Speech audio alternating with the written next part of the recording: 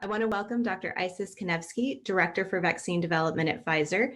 In 2016, Dr. Kanevsky became the director of the in vivo immunopathology team supporting development of bacterial and viral vaccines and antiviral therapeutics through preclinical research at Pfizer. We welcome her to today's symposium. Also joining us is Dr. Deepak Kaushal, Professor and Director of the Southwest National Primate Research Center here at Texas Biomed. Dr. Kaushal oversees the SNPRC operations, a more than $40 million NIH-funded national resource for primate research. In addition, he serves on the leadership team of the Institute and was intimately involved in some of the preclinical work with Pfizer. Thank you both for taking the time to be with us this morning and share this important story. I will not hold up the conversation any longer. I'm going to turn it over to you, Dr. Kaushal. Take it away. Thank you, Lisa, and thank you all for attending this wonderful symposium that is celebrating the 80th year anniversary of our institute. I'm very excited here today here this morning to stage with Dr. Kanevsky, who's been a close colleague of mine for some time now, and was really instrumental from Pfizer in the development of this, as I mentioned, history-making vaccine.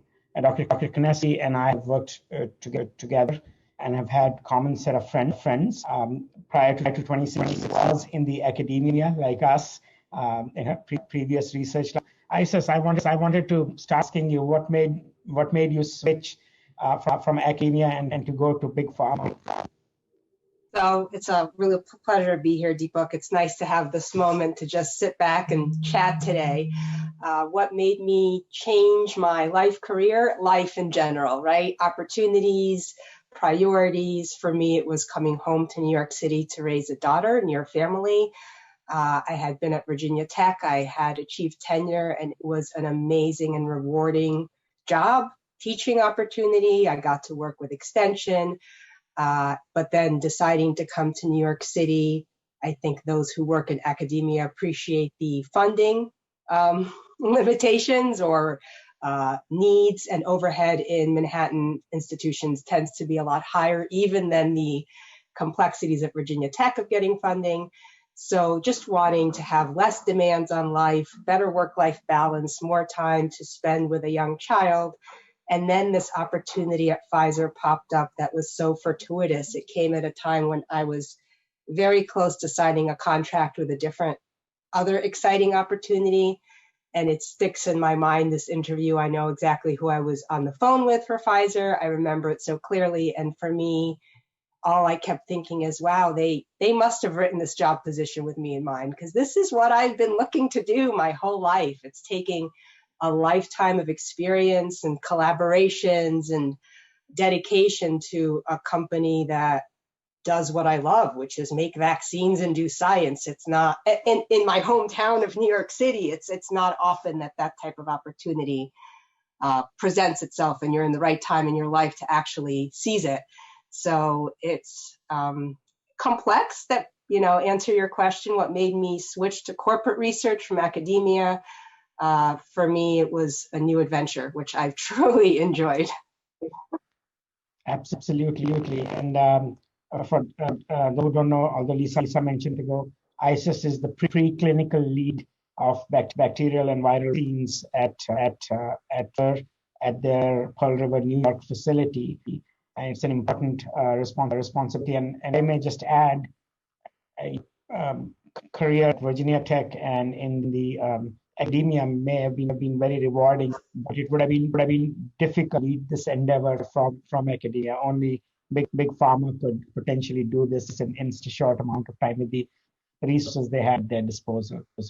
So Isis, with your permission, today I want to talk about the development of this landmark COVID-19 vaccine. I want to start by asking you what had been happening, where your team was when it was decided to shift and work on and prioritize COVID-19 mRNA vaccine. I recall as scientists, we all, my own lab, the lab of many scientists here, we had to change tracks and start working immediately on COVID as well, which we appreciated at that point of time, particularly at Texas Biomed, because we are an infectious diseases institute. So if there's an infectious diseases pandemic that's in virtually everybody in the world, we needed to do something about it as well. But what was your team working on, and how you had to realize your resources?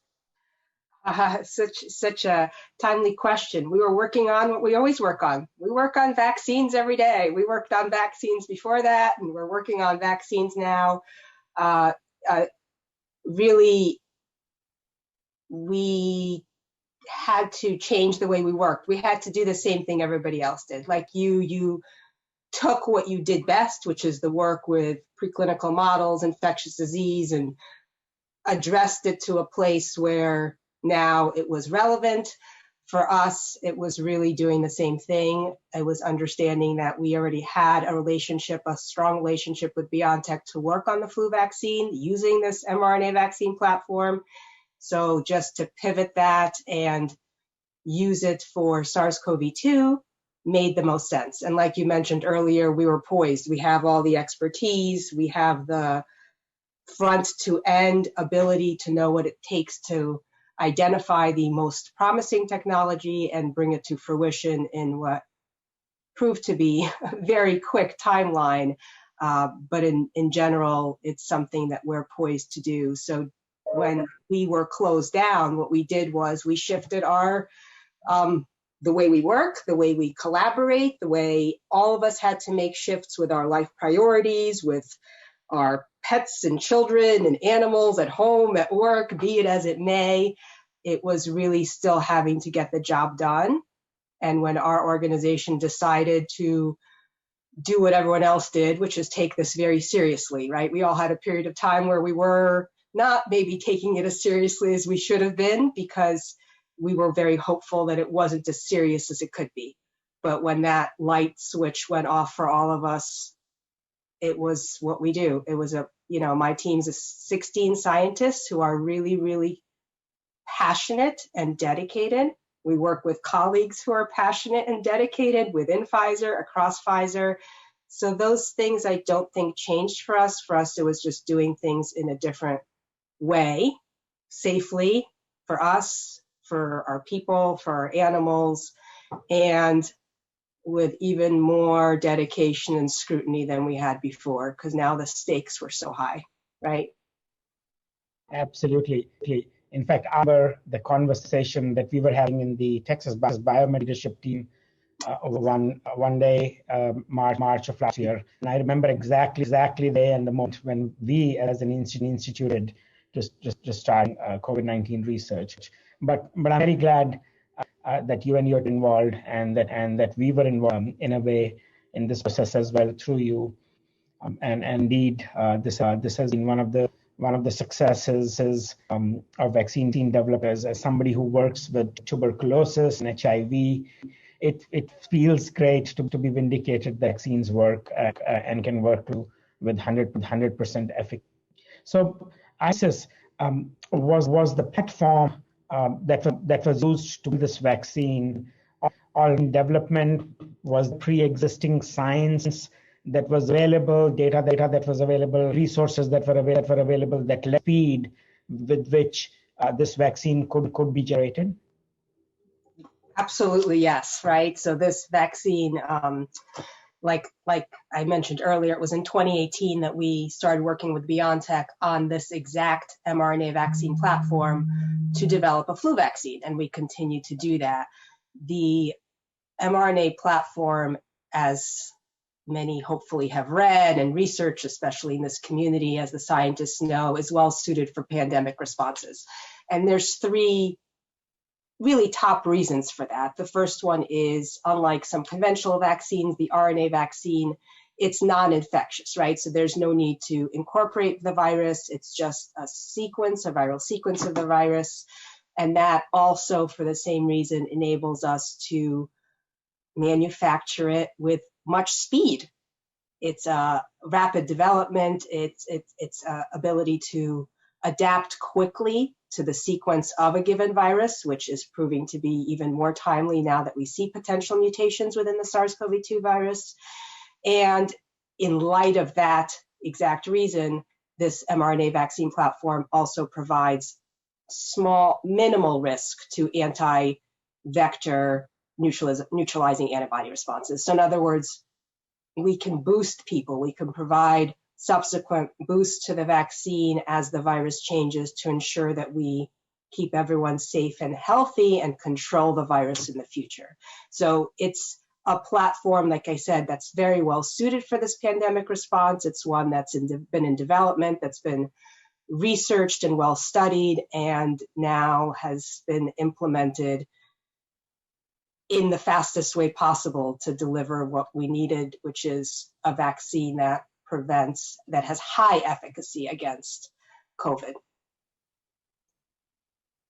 Thank you. Thank you so much. Indeed, we must appreciate that these things, these landmark developments cannot just happen in isolation. In one sense, there's a tremendous work that needs to go in to build the resources and platforms then lead to these kind of scientific break. Isis, could you please describe the typical vaccine development process as somebody who's very experienced? As you mentioned, this is what you and your team does day in and day out, and how this time things were different.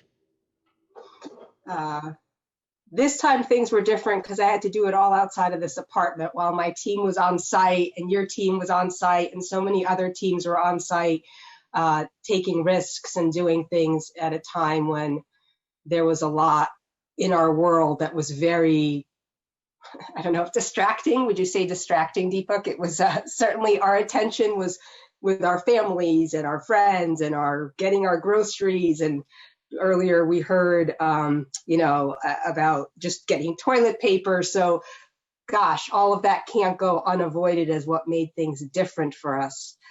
Time, we were given the resources that we really needed. And then just all of the colleagues, I mean, from the ground up, it's easy to sit here and have a chat, just two of us, but two of us was not what made this happen. There's just no way to even start to say how many people were on call at all times to make things, to move things, to be change agile, from the caretakers to the technicians to the people in our labs to the people at our families that had to put up with everything that we put them through. It was, and then Pfizer really enabled us to do things quickly, right? It was very clear that time was of the essence. It was really important to us as scientists. We're competitive. I'm a competitive person. I have been all my life, whether it's to get grants or to train the best students or to bring the best science and develop the best models. I have a small child who I intend to vaccinate with what I believe to be the best thing that science can bring. So it was important for us to have the resources to do it right. And in this case, it was just moving things quickly and at risk. We've heard that a lot. It's really what we decided to do, to be able to manufacture vaccine candidates before you've even realized which one you're going to choose is a huge financial commitment. And the only way that you can get to clinical trial is to have that material tested and shown that it's safe and efficacious, which is where the preclinical research comes in that usually takes years and years. Well, we had to show that all at the same time that the risks and decisions were being made and the money was being vested and the clinical trials were being planned. And then all the many, many volunteers who were ready to get lined up and say, I'm going to do this because it was the whole world turning to science, regardless of the politics, turning to science and saying, bring it, let's see what you can do. And we all the scientists said, okay, we're going to pause everything and we're going to do it.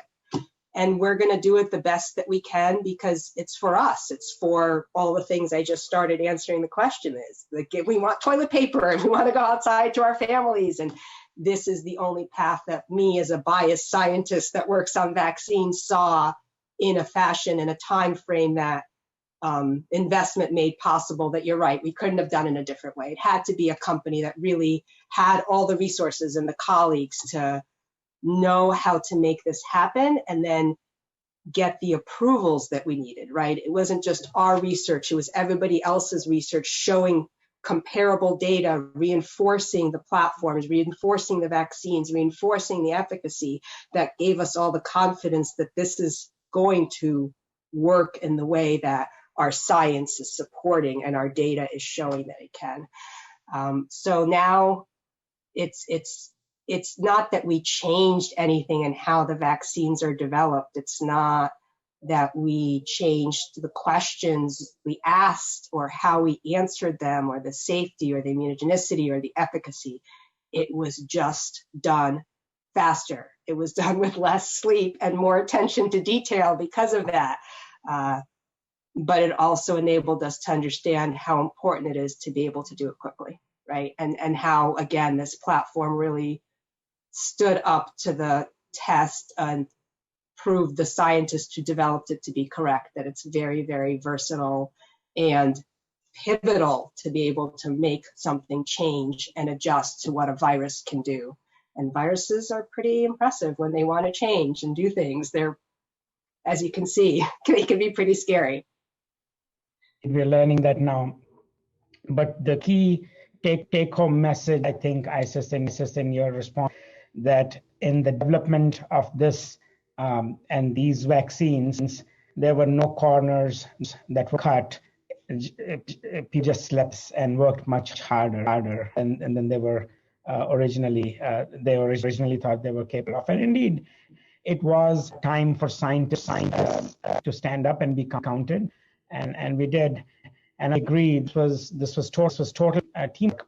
Even here in Texas, but when we pivot and started generating these preclinical models, including rodent models and non-human models, everybody was involved. So our landmark paper in Nature Microbiology that described non-human primate models, non-human primate models, has 60 odd.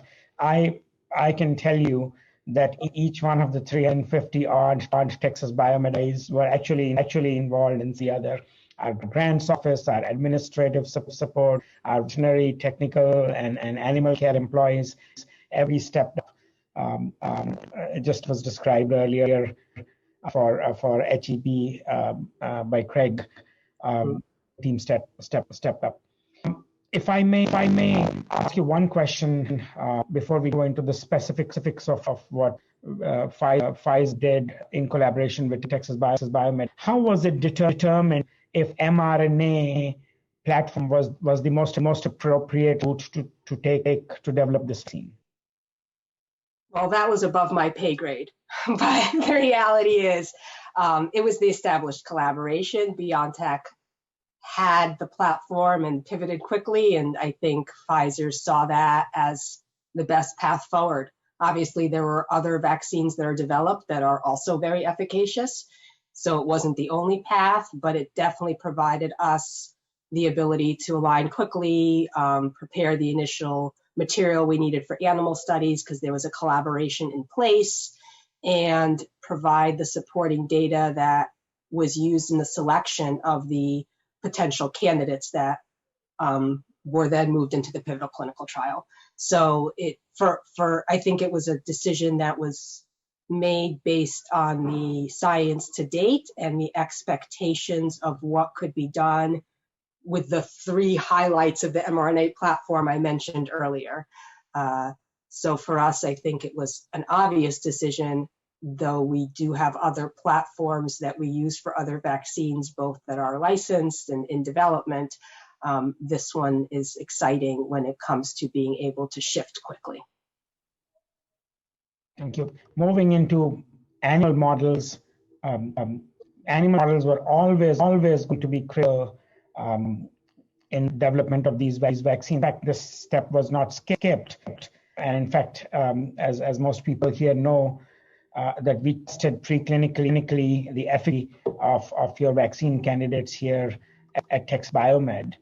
I remember the development of that collaboration and the extent to which I was impressed by the attention to detail that you and your other team members at Pfizer had as we were developing the animal protocol, which was all new to us. I wanted to ask you, how did the non-human primate efficacy data in particular, but non-human primate data in general, help Pfizer in the event development license human trials for this particular vaccine? Yes, it was a lot of attention to detail. It was a lot of everyone coming to the plate and saying we were not going to take anything but the best, right? So the preclinical data, the work of what we call our animal heroes, the pre-screening, the safety, the immunogenicity, those are critical readouts that allow us to take the next step for any vaccine development, as you know, right? So the scientists I work, the animal care staff, the veterinarians, the technicians, contract signing, IACUC, both within all the institutions, right? Animal care and safety, animal welfare is so important to us. It gives us the best readouts. It gives us the best immune response readouts that we can ask or do the hypothesis-driven science in a model that lends us to find the most appropriate data that we then take to human studies, right? You're not going to do those types of things at risk. I certainly don't want to. So these preclinical models for us, I think, are really important. They're very specific to the type of vaccine. In this case, the work that your team did to start that model in non-human primates was really important. It gave us a leg up. We would have been almost a month behind, and a month is a month. It's a long time. So to be able to step in and find a facility that could shift quickly with us, that could accommodate our requests, which I know were extremely demanding. I have no doubt. I know your team and my team worked really hard every day, communicating so efficiently to change things at the speed of science. That's what we were working at. We were working off data that comes right hot off the press, as one might say, to make adjustments to answer the really key questions quickly in preclinical science so that we could get to clinical trial and then start thinking about what the regulators expect to see to show that the vaccine is safe, it's immunogenic. There's always toxicology studies, there's DART studies. Those all require a lot of attention. Not in my team, we do preclinical research, but there's other teams that do that. And those are the preclinical models. And like you're asking, that's the data that is really important to move to the next review stages, to obtain emergency use approval, to look at different countries have different expectations of what type of preclinical research they want to see.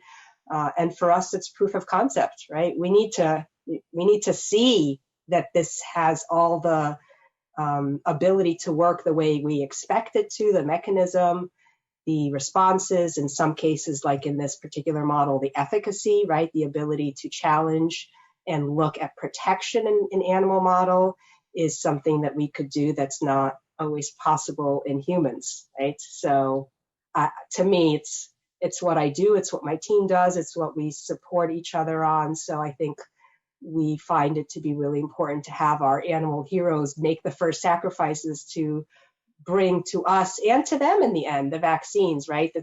It transcends to veterinary science as well, which is where I started my career, is really developing vaccines to protect animals. And that ability to, at this stage of my career, bring it to protecting humans is incredibly, incredibly rewarding. In the meantime, we do have some questions from the audience that have come in. And so I'm going to be directing those to Dr. Kanevsky and Dr. Kaushal at this moment. So one of the questions that's come in is, are Texas Biomed and Pfizer working on a vaccine for the variants? And can you explain a little bit about the difference between variants and mutants? Dr. Kanevsky? Thank you for the question, Lisa. Thank you for the question from the audience. It's nice to know there's people out there listening. It's always a feature of these types of Zoom calls. So right now, Pfizer is working with BioNTech and looking at variants that are emerging. And the BioNTech vaccine is we're looking at a prototype version that encodes the spike protein for the lineage. That's the B1351, which is the new variant. And the idea is that we would be ready to position to coordinate now with regulators and have an updated vaccine 100 days or so after, if one is needed. So that's currently what's happening. We're very with the current human trials ongoing, we're able to do a lot of the work there. There's preclinical work ongoing as well to be poised and ready should there be a need to have future vaccinations against an emergent variant. So right now, the B2 vaccine shows coverage for all the variants, which is really important. The more people get vaccinated, the less the virus has the opportunity to infect and mutate within anyone, and that's really important. And therefore, right now, we're poised well with the 2 doses. But again, we have a close eye, as does the scientific community, on any potential emerging variants. And the idea is then to be able to quickly pivot and provide booster vaccines as needed, whether that's now or in subsequent years as the virus changes. So the variants of concern are the ones that shift far enough away that that we would need a booster to provide protection. Small mutations are not always variants of concern because we still see cross protection with our antibodies and immune response elicited with vaccination. Absolutely. You talked about obviously the need for as many people to get vaccinated as possible. And so one of the questions that has come in is, how soon do you believe that Pfizer would be available, or the vaccine would be available for younger populations? I know that those studies are ongoing, but ages 15 to 12 or even 11 and younger. Gosh, my daughter asks me that all the time, so I'm not sure if she's ready because she knows how important it is, or because she's a little scared of getting a shot, because she's 6, it's really scary to get a shot. Like you already pointed out, we're in clinical trials going down in ages, and I think it's hopefully end of summers, right? We're looking at 16 is already approved above, so I would like to say this year. It depends how the investigational trials go, how the data is reviewed, what the data looks like, and that timing is going to be important. But ideally, we would have everyone vaccinated and protected and reduce the spread and the opportunity for the virus to change. Is Pfizer looking at or planning to study any sort of, obviously, the long-term complications of the vaccine in preclinical models? So right now, we're really partnering. There's a lot of amazing research ongoing, right? The NIH has the active group, which is actively working on these types of questions. There's collaborations with researchers that Pfizer is supporting as well, looking at grants and programs to look at long-term effects of COVID. I think there's a lot of institutions that now are poised to look at that kind of work. We're really currently focused on vaccines. That's our expertise, but I think there is going to be a lot of interesting data around that impact of both vaccination and COVID over time. That makes sense. I'm actually going to switch a little bit. Could you highlight a little bit about what it was like specifically to work with Texas Biomed? We're a mid-sized organization, but what were some of the advantages in working with the organization and our business model and delivering, our science and research efficiently? Can you give us a little insight into that? I would love to. I mean, just from the very beginning, like Deepak had said, it was a relationship that spurred from science and knowing what kind of science was done and what the publication was on the model that they had done, and previous collaborations that we have that speak to the science that's done, and speed. Right, we had to get contracts signed, we had to get protocols approved, animal welfare issues reviewed carefully, and the ability to do that quickly, both with our contract teams, Texas Biomed contract teams. It became quickly obvious to me that we could come together to move quickly to answer the scientific questions and be change agile. And I think Deepak's team, Texas Biomed, really understood the ask, right? it's the understanding that we're asking a lot. I think from the very beginning, I was maybe a little bit rougher than or maybe I'm always a little rough. I don't know. It was very high expectations, and everyone came to the table with that understanding. And there was nobody who said anything other than, how are we going to do this the best way that we can? And I don't want to name names because inevitably you forget someone, but there's so many individual people that really, from the beginning, showed their commitment to the science and the integrity of the science and the importance of what we were doing. And I will come back to the change agile. We had to make a lot of changes. There were so many moving parts. We even had clinical team involvement at Pfizer, just looking for supplies that we needed to get things done when there were supply shortages. It was really, I have notes on every little step of the way of shipping, of moving, of rooms, and just all the details, and then all the teams at Texas Biomed, right? Not just the animal teams, but the researchers, the data analysis, every single person that had eyes on what was happening while still living the life in the pandemic. It was a really impressive collaboration, because I know Texas went through some hard times. I know New York City and state went through some hard times, and everyone in between. And yet still, there was never compromise to the science. And that was a really important part of the collaboration and the research agreements that we've had.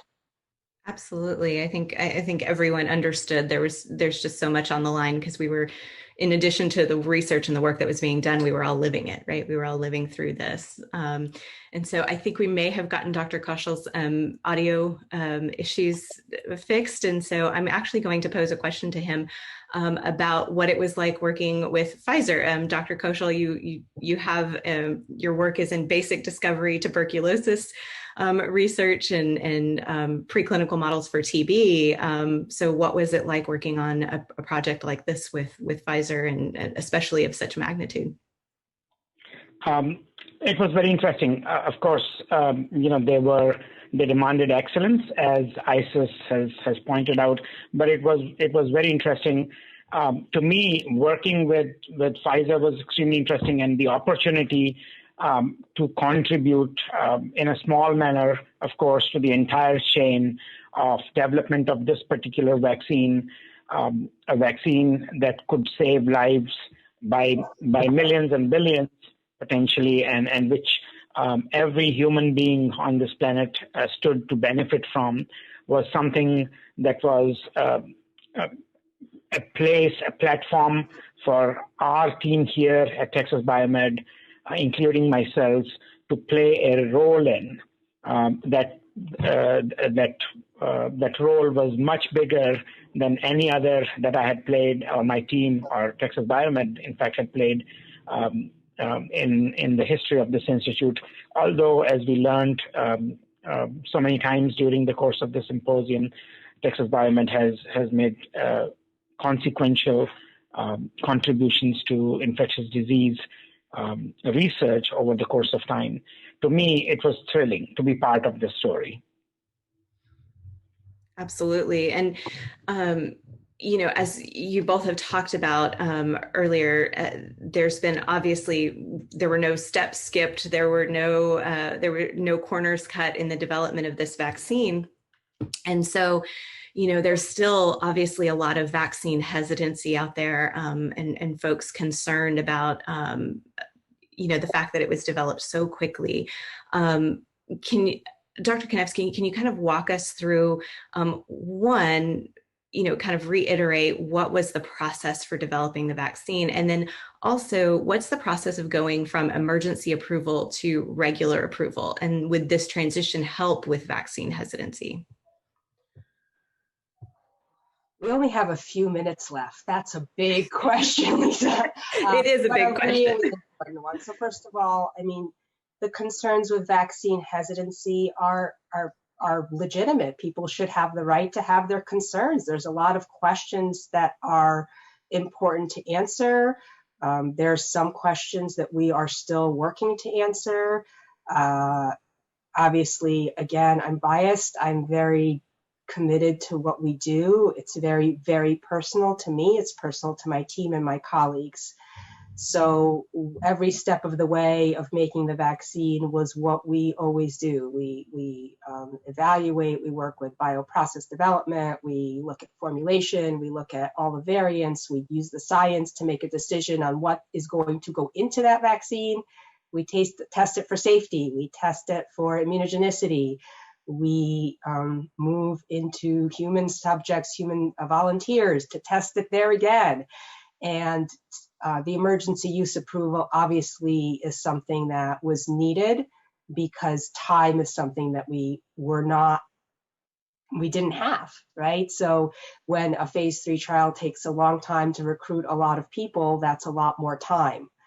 You can imagine in this case that went faster because a lot more people were willing to volunteer and help, and sadly a lot more people were getting sick more quickly, which meets your requirements. There's still work to be done, and that's understanding some of the just more impact on different populations, on getting more volunteers to see how the vaccine is working. But at this point, the real data that's coming through the outside of clinical trials is really corroborating what the clinical trials have shown for all the vaccines that are being tested. I think it's really important to have these types of conversations about vaccine safety and efficacy. I've certainly had plenty with my friends and family. I think there are a lot of important questions to be asked, but I'll come back to the fact that every person without immunity who provides the virus an opportunity to spread and continue to mutate and further expose our communities, preventing that is why it's so important to be vaccinated. My being vaccinated, my family being vaccinated is protecting those who are still too young to be vaccinated. And I think that is really something that everyone has to remember. I may not have been someone who was worried about getting very sick, thank God, but I don't want to be the person who gets anyone else sick either. So I think it's important to remember that. And this education, this leadership piece, I'm going to do a little bit of a plug for Barbara Bush yesterday, who was here speaking with you on your first day. I really enjoyed her call out to the young people to say, who should be our spokespeople for this? And it can be me. I'm a biased scientist. I'm really dedicated to giving you the best thing, the safest thing to save the lives. This is what we do. But the young people, the people with the right questions, the new leaders who are growing up, who will be saving our lives when I'm too old to do the science for the pandemic, are the ones that I call to have these conversations. Absolutely. I'm going to ask one more question and then kind of do a wrap-up question for both you and Dr. Kaushal. But one question that has come in was, how often do you believe that a booster vaccine would be needed to keep protection that's currently given by the vaccine? I'll give a quick stab at it. Obviously, right now we have a 2-dose vaccine. We are actively preparing for the possibility that we would need a vaccine to address future variants of the virus, a new modified vaccine. And at this point, a booster, a 3rd dose, a booster within 12 months might be needed. It might get to a point where we need, much like for other vaccines, a booster vaccine annually. That's going to be driven by the virus and how quickly people protect themselves and stop the spread, and what the virus does, which is something we're all looking to learn and see how the science continues to teach us what we're going to need. Great, and if I may, yes, Dr. Kaushal. If I may very quickly add to it, if people are worried about having to take an annual booster, the best thing they can do is to get the 2 doses of the vaccines and get fully vaccinated right now. That is what will kill the transmission cycle and will minimize the need for subsequent booster vaccines. Thank you, Dr. Kaushal. With the last 2 or 3 minutes that we have, I just wanted to ask you both one last question to just share with us, again, from a personal perspective, what do you want people to know about the challenges that you had this past year and the opportunity that you had to work on this such an important and quite honestly life-saving vaccine? I want people to know that it was a lot of dedication and a lot of personal investment, and a lot of brilliant people that made this happen, who are vested in getting back to our lives and getting you back to your lives and just doing what we love and what we're good at, which is science and making vaccines. I think that's the take-home message, whether it's the preclinical research or the clinical research. It was really the whole world coming together to put science first and foremost and making it happen. Great. Dr. Kaushal? And I'd like to add, it was a remarkable opportunity for our team at Texas Biomed to work on this vaccine, and we're glad that opportunity arose for us and we were able to contribute. I want people to realize that there are other infectious diseases out there for which we don't have good vaccines. So we are tremendously fortunate that the development of this vaccine took place so rapidly. And so it pains me that people wouldn't want to take this vaccine that is close to 100% efficacious and now has close to 8 months or 9 months of very strong safety data. So I want to encourage everybody who's listening to further disseminate, as Isis said, the success story that we have here, so that we can reach our goal of vaccinating most everybody in this country. Great. Thank you both so much. I want to thank you for sharing your time with us today. We certainly appreciate your partnership, Pfizer and BioNTech's partnership on both the scientific front and in the education realm with what we're doing today. You know, we aim to share these stories with as many people as possible. The more people who understand the science, we truly believe, the more people will commit to believing and trusting in the science. I know that was a key theme of yesterday, was trust and making sure that we build that. And so that will ultimately save lives. So again, thank you both. Thank you, Dr. Kanevsky, for joining us. Dr. Kaushal, thank you so much for moderating the session and sharing your insights as well. This was really a fascinating discussion. We are grateful to you both. Also, not just for your time this morning, but for what you are doing in research and certainly saving lives.